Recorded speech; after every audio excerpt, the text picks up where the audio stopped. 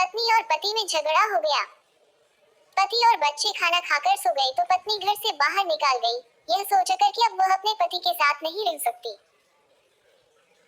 मोहल्ले की गलियों में इधर उधर भटक रही थी कि तभी उसे एक घर से आवाज सुनाई दी, जहां एक स्त्री रोटी के लिए ईश्वर से अपने बच्चे के लिए प्रार्थनाएं कर रही थी। वह थोड़ा और आगे बढ़ी तो एक और घर से आवाज आई, जहां एक स्त्री ईश्वर से अपने बेटे को हर परेशानी से बचाने की दुआ कर रही थी।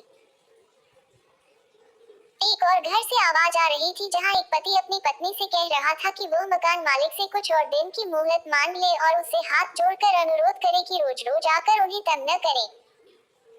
थोड़ा और आगे बढ़ी तो एक बुजुर्ग दादी अपने पोते से कह रही थी, बेटा कितने दिन हो गए तुम मेरे लिए दवाई नहीं लाए।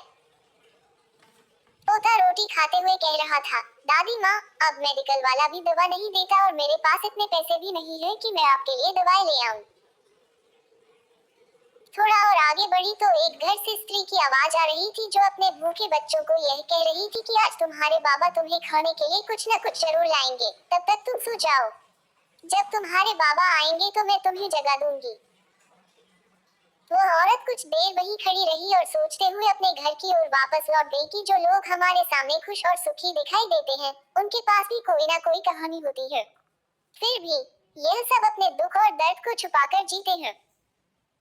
वह औरत अपने घर वापस लौट आई और ईश्वर का धन्यवाद करने लगी कि उसके पास अपना मकान, संतान और एक अच्छा पति है।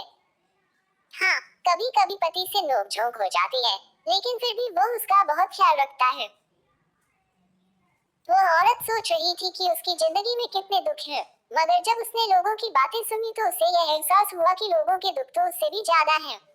सीख: जरूरी नहीं कि आपके सामने खुश और सुखी नजर आने वाले सभी लोगों का जीवन परफेक्ट हो।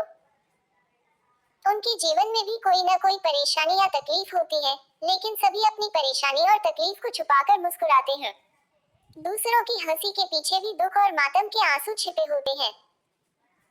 कठिनाइयों और परीक्षणों के बावजूद जीना जीवन की वास्तविकता है, यही सच्ची जिंदगी है।